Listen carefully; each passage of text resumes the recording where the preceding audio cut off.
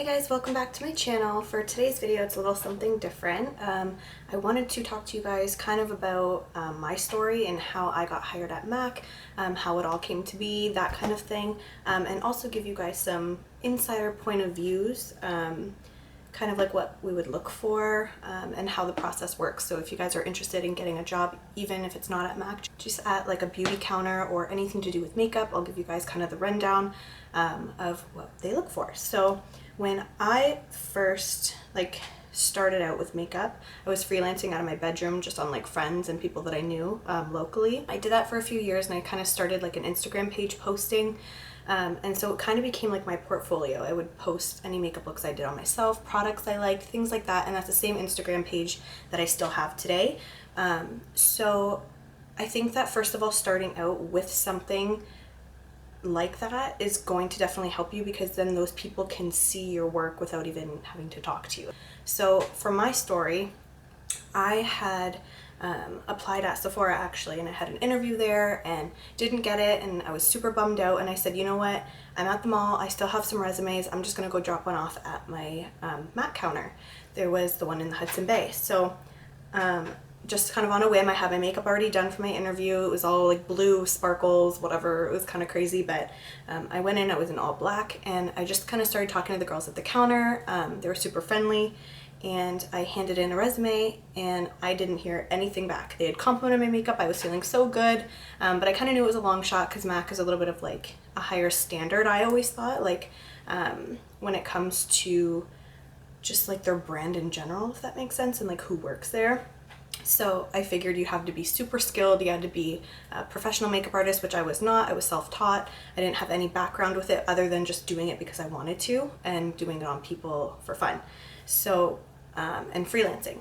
So from there, I hadn't heard back anything. And the reason my story is a little bit different is because the mall that I worked at was actually opening up a new MAC store. So there was the Hudson Bay counter, and then there was a MAC store coming. So they were looking for new people. So fast forward, this has been now a year, hadn't heard anything back, kind of forgot about it, moved on. I was working at Subway, and I got a call from a girl that worked at the MAC counter, and she said, hey, we're going through all of our paper resumes right now. We saw yours, and please note that on my resume I actually put the link to my Instagram, and I said, I just kind of put like a little blur. I'm not sure if that's like the best thing to do, but this is what worked for me. I put if you'd like to see some of my work, please go check out Makeup by Marissa on Instagram, blah blah blah, and I put the link. So the girl on the phone said, you know what, we were going through our paper resumes and we noticed you put your Instagram, so we went and we kind of crept your Instagram, and we think you have some potential, so we're not accepting paper resumes anymore. Everything's moved to online, so please go apply online. So I was like, oh my god. So I did that right away, and within like 10 minutes I received like a confirmation email saying, thank you, we've received your like online profile. Basically what I did was I went on to maccosmetics.ca. It would be different if you're in the States, it'd be .com, but and I went to the career section and I created a portfolio. So that's what they told me to do. I just followed step by step, would like initiate the next step. So I did that. And within a few minutes, like I said, I got a confirmation email saying, congratulations, you've been moved on to the next step. And I was like, what the heck? Like, I didn't expect that. But again, keep in mind, this might not happen that fast just because they were opening a new store. So they were kind of like rushing the process and really starting to look for people. From there, I read the next email, and the next email said, please go online to this link, blah, blah, blah, and you'll be doing like a webcam interview. So in my mind, I'm thinking, oh my god, there's gonna be like somebody watching and they're gonna be asking me questions. It's just done on the computer. But when I actually opened the link, it was like a series of questions. So you'd have 30 seconds, you would be on camera. It said, make sure you're in good lighting. So I sat on my kitchen table and faced my window. So the natural lighting was facing me, had my makeup done, whatever. I had been Googling questions that they would ask. Like I was really looking into that just to kind of feel more prepared. And so what would happen is a question would pop up on the screen and you would see yourself, and you would have 30 seconds to read the question and think of an answer, and then it would go live and you would have to record. So you can't see anyone, but they can see you. So basically it would record you, and then when you're all done, it would send all your answers in and you can't redo them. So it was definitely a bit nerve-wracking, but it was kind of, it made me feel better that I wasn't being like watched live, if that made sense, even though like you kind of are. But it was a little bit less pressure, I think. So basically with that, you just kind of want to be yourself. If you do get to that part in the interview, definitely be yourself. Don't be super like prim and proper and like scared. You do want to kind of have fun with it and show your personality. So some of the questions, I'll try and remember what some of them said. I remember one of them said like, if you were stranded on a desert island, like what product would you want and why? And like you kind of would explain yourself. So there's just some questions like that, things like why should we hire you? It wasn't so much like what experience do you have and like how long have you been doing makeup? It wasn't so much about that. They really kind of wanted to get to know you and like your personality. So the questions were a little bit easier to answer because they were all personal, right? So from there, it took a little while to kind of hear anything back. Or I did get another email saying that I passed that round. So the next round was a group interview. And again, this took like a while. Like it wasn't just like boom, boom, boom in 2 days. Like I had all these interviews and all these things lined up. I remember it taking quite a long time to hear back, and I had kind of forgotten about it and didn't think it was happening. So next up is the group interview. So they had us sit in a room and there was one of kind of like the head managers. Not one that worked in store, but she kind of just worked for Mac in general. I don't know her title, but she, I remember her sitting kind of in the middle of all of us and we were all just kind of hanging out, and she would ask us questions, and it was kind of just like, I'll ask a question and whoever comes up with an answer, like just shoot it out. It wasn't like, what's your answer? What's your answer? What's yours? Like it wasn't very like structured. It was kind of just fun. So we all ended up just kind of talking about makeup and things that we liked and customer service and just kind of your basic retail questions. And then once you pass that, which I did, I received the confirmation email saying there was now a makeup interview. So they basically told you to come and to bring a friend, and your friend had to come with no makeup on. And so in your mind, you're thinking like, I'm doing my friend's makeup, maybe I should practice on her, whatever. But that's not the case. They actually will rotate your friends. So everybody brings a friend and they sit in your chair and you basically move to the next person. So you don't know who you're working on, you don't know age, skin tone, like anything, what they're gonna ask you to do. And in this interview, basically there was a bunch of tables laid out with just a ton of makeup products and things you would need, and you had to sit with your client and they would kind of walk around the room and like listen to you talk.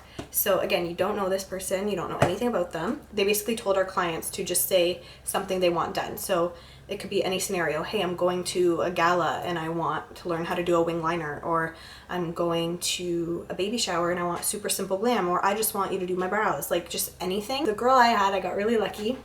She was absolutely stunning. She just asked me to fill in her brows for her. You had about like 10 minutes to complete the look, so they weren't just looking at how well you did the brows or the makeup or whatever. They were listening to see how you were listening to your customer and if you were actually giving them what they want and if you were using the right kind of products for it. So you have to have kind of an overview of basic makeup products, obviously, and what brushes to use and things like that. And they just wanted to hear that you were keeping a conversation going and you weren't just sitting there like shaking and nervous, even though you were inside. But yeah, so I got really lucky, and the girl and I are actually still in contact today. We follow each other on everything, and she was really great, and she made it a lot easier. She was reassuring me like, you're doing a great job, you know, as I was doing her brows. And so yeah, so that was really good. From there, once the makeup portion was done, it did take a little while to hear anything back. They were kind of just going through, and they had multiple group interviews and multiple makeup interviews they had to go through. So it definitely took a little bit of time, so you do have to be patient. But they did tell us that we would hear back no matter what. So I thought that after the makeup interview, that was it, and that it was just gonna find out if I got it or if I didn't. And when I got the call, I was like so excited, and then they basically said, we want you to come back for an individual interview. So I was like, okay. So it was such a long process, but you have to think how many people apply, right? So they really have to narrow it down, and I like that they were taking the time to get to know people and giving them the chance for the individual interview. So yeah, so then the actual individual interview was one-on-one with a manager that was going to be working in store. She was a regional manager, and so she just kind of asked very like personal questions. Like, I remember her asking like, explain a time to me where you were the most happy in your life and things like that. She really wanted to like get to know your heart and get to know you as a person. And when I asked her about that after I got hired, she basically told me that she can teach anybody to be good at makeup. She can take somebody who knows nothing and teach them everything they need to know about makeup, but she can't teach them how to be a good person, and she can't teach them how to be kind. and to have a good personality. So that always stuck with me. And so her and I got pretty deep in our conversation. We found out that we both worked at Subway. We were both the same age, around the same age when we got hired at Mac, and just things like that we kind of related to. And she talked about her kids, and it just kind of became more personal. It felt like I was talking to a friend, which was really nice, and it definitely took the edge off in that interview. And when I left, I remember just being so nervous, but still feeling like really like, okay, you know what? I got this far, like I should still be proud, whatever. And so I left and didn't hear back again for quite a while. And then I remember I was sitting in class, I was in college, and my phone rang, and I couldn't answer it because I was in class, so I looked, and it was my sister, and she said, hey, a girl from Mac just called, she's looking for you, call her at this number. And I was like, oh my god. So I ran out of class, and I called her in the hallway outside my class door, and I was sitting on the ground just like bracing myself, and she told me that I got hired, and she told me like what my position would be, that I was going to be like a 15-hour permanent position, so 15 hours a week. It is a contract, and just like my rate of pay and things like that, and how it was all going to work, and when my first training days were, and things like that. And I just remember thanking her and like over and over again saying like, this is my dream, and like being so emotional. And when I got off the phone, I was like shaking and like crying. At this point, I was still working at Subway, and I had been working there for like 2 years. I'd never worked in makeup, but I'd always just loved it and done it on myself and on my friends. And it kind of just felt like, wow, somebody believed in me, or somebody saw something in me, you know, out of all these people. So that was my hiring process with Mac. And from there we had basic training, where a trainer came down and we did like skill drills, and they taught us different things, and they sent products around the table, and we took notes and all kinds of things like that. But that's like a whole other situation, was training. So that's kind of my hiring process when it comes to Mac. It's not going to be like that for everybody, or not every Mac is going to open like a brand new store and need a whole new crew. So when you're actually wanting to apply at Mac, paper resumes are not taken anymore. Everything is electronically. That's like everywhere now. So they can't even physically take it, because then they're responsible for it. So don't even bring one in. If you want to kind of start that process or that conversation, you can go into a Mac store and just talk about like what their process is. But basically, you're just going to go online like I did. You're going to make a profile on the Mac website under careers, and it's going to ask you questions about yourself, and just that kind of thing, and that kind of puts you into like the line. So Mac does not really work on like who knows who basis. It's not just like, oh, you came in and I think your makeup's amazing, so I'm gonna like put in a good word for you. I have no pull when it comes to that as a Mac artist. It was kind of more like you still had to apply online, and the first round of people kind of got chosen. From what I know, the first round of people on that list would get chosen by somebody outside of our store, so it didn't even have anything to do with my managers. And then from there, she would kind of get to pick. Again, that's just what I'm pretty sure is how it works. From what I've heard. So then my actual store manager, regional manager, would be the one to watch our like webcam videos, but she didn't get to pick the very first people to get those webcam interviews, if that makes sense. So I had people saying like, hey, get me in, or hey, like, you know, show them my work and whatever, and I can't do anything. Like, we cannot do anything for you. You have to do it the legitimate way. You want to make yourself known. So you don't have to be in all black when you're coming in. You can just come in as a customer. And just, again, talk to the staff, like get to know them, like get on a personal level with them. Go in and talk, like you guys have a common ground, makeup, like ask them questions, ask them to match your foundation, ask them for samples of things they love, like just start that conversation and get the ball rolling, and they'll kind of get to know you and then become a regular customer. Doesn't always mean you have to buy something, but just going in there and being a presence is definitely gonna make you stand out. And then you're also kind of showing interest in learning about the brand and trying new things from the brand. And that definitely looks good for you. So that's kind of my first tip is, again, get familiar with the staff, and just make yourself known in the store in a professional way. Once you get on kind of like a buddy-buddy basis, or they recognize you, or you're a longtime client, or things like that, you stick out already naturally and they want to help you. So I remember there was a girl that I thought was super talented, and she had already applied for all online, And I talked to my manager, and I was just creeping her Instagram one day, and I was like, oh my gosh, this girl is so talented. She does really crazy makeup. Like, it's really awesome. And she's like, oh my God, that name sounds familiar. I think she applied. And so she went through her list. She found her name. She's like, oh my God, I'm giving this girl an interview. So that's kind of my way of giving someone pull. That's not, you had to have already applied and been on that list and been kind of recognized. And then from there, like, that little insider kind of helps. And going back to the beginning, post your work. You are your own, like, self-advocate. You are your own portfolio. When you have, like, an organized, like, Instagram account or business page or blog or whatever, that's accessible to anybody. Employers, customers, clients, like, whatever, friends, everything. You are advertising yourself for free and potentially getting yourself a position. Something that Mac really looks for is somebody who stands out.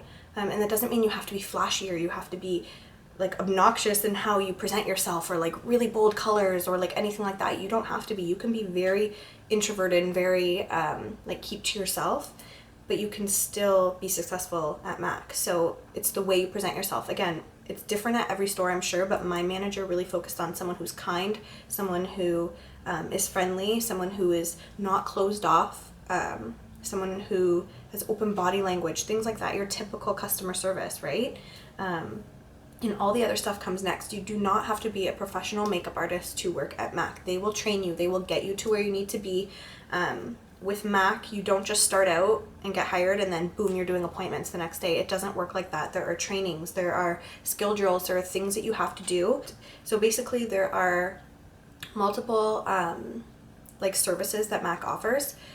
So you have to get certified, your certification in a 30-minute makeover. Can you do a 30-minute, like, eye look, or a 30-minute skin, or a 30-minute basic all over makeup, or and that includes doing the makeup, the interaction, getting to know the person, and cashing out. So they would, like, time you, but not in, like, such a stressful, like, I know that sounds really stressful, but it's not. They would kind of just, like, keep an eye out, and you would get that certification. If you got that certification, you can now do that application. You can now do a 30-minute on someone. You can book someone. But you have to be certified by a manager or by another staff that would come in. So once you've got your 30, you can then move on to your 60, which is a full makeup application. From there, it can be like your bridal, it can be your lesson, like teaching a makeup lesson. So your product knowledge, like, all of that kind of ties in. So there's lesson, and then it goes on further. So, like, special effects, tattoo cover-ups, things like that. There's all sorts of different things, and they will train you on each one before they just throw you into it. So when you first start out, you're gonna be doing the retail side of it. You're gonna be selling product, you're gonna need product knowledge, and they're gonna teach you that to start, and then from there, they're gonna train you on doing appointments and the breakdown of them. So again, don't feel super overwhelmed if you do get the job and you're like, I haven't ever done makeup on somebody beside myself, because Mac will train you and you'll be taken care of. The thing to keep in mind too is you do not need to know every single Mac product and every single brush and thing that Mac owns, and, you know the basics, know where it started, know who Frank and Frank are. They're the creators. They're from Toronto, and they literally started Mac in their kitchen, and now it's like this huge thing. Know about Viva Glam, know about the AIDS Fund, know the fundamentals of Mac, their mantra, all ages, all races. I believe it's changed to all genders. Anyways, just know that, have the basic fundamental belief system of Mac, and don't worry about knowing what eyeshadow is what and the names of lipsticks. As a consumer, you can know that stuff. Like, if that's just something natural, you know what Ruby Woo is, or you know what extended play lashes, like, it doesn't, that stuff is not going to get you in more than knowing what Mac stands for and representing that well. So a lot of people ask me why it is that I left Mac, and if it was like some tea and there's some drama and there's whatever, or there's like insider scoop, and it's nothing like that, you guys. For the last year and a half now, I had been working a full-time job Monday to Friday, and then Mac requires you to work weekends and evenings and things like that, and the schedule of it all was just getting really crazy because, again, it is contract, so you have to work a certain amount of hours in a week to fulfill your contract. And I was finding that I was just really burnt out, and I didn't want it to get to a point where I was resenting Mac for it, because I've had a full week and then I have to end my week at Mac. So I'm going to be fine during the week when I'm pulling my 40 hours, And then as soon as I get to the weekend where I'm just like ready to unwind, I have to go into work. And it was going to be Mac that was going to take the hit, and Mac that was going to feel my kind of tiredness and my negative energy, and I did not want that. So I made the decision that it was best for me to just continue with my 40-hour-a-week job and do makeup on the side. It was a very hard decision. I am very close to the people that I work with, that I worked with at Mac. They're like family. It was not something that I was just like, get me out of here, I'm done. It wasn't like that. It was very emotional. It was a very tough decision, but it was the right decision. So yeah, that's where I'm at with that. There's no tea, there's no drama, there's no negative whatever. They're still family to me, and I do miss it very much, but it is what it is. And sometimes you have to put yourself first. You have to kind of choose your battles, and I just knew that giving up Mac didn't mean giving up my dream or giving up makeup, which is kind of also why I started my YouTube channel, and I've been putting more energy into my Instagram. I'm kind of taking what I've learned and using that towards me now, which is not a bad thing. So that is why I quit. Yeah, and I think that is pretty much all I have for you guys. Those were my tips, and that was my journey with Mac and how it all came to be. So I hope you guys learned something from this video. I hope that it inspired you to go in and apply. I know it can be intimidating. The answer is always no if you don't try. So that's definitely something I learned, and you never know what can happen. So my fingers are crossed for you guys. I hope again that this helped in some way or gave you some confidence to go in, realizing that I literally started from nothing and became a permanent artist with MAC Cosmetics. That's a huge accomplishment for me, and I know it can be for you as well. So yeah, let me know if this video helped. Like and subscribe. Follow me on my Instagram. Let's get connected, and I will see you guys in my next one.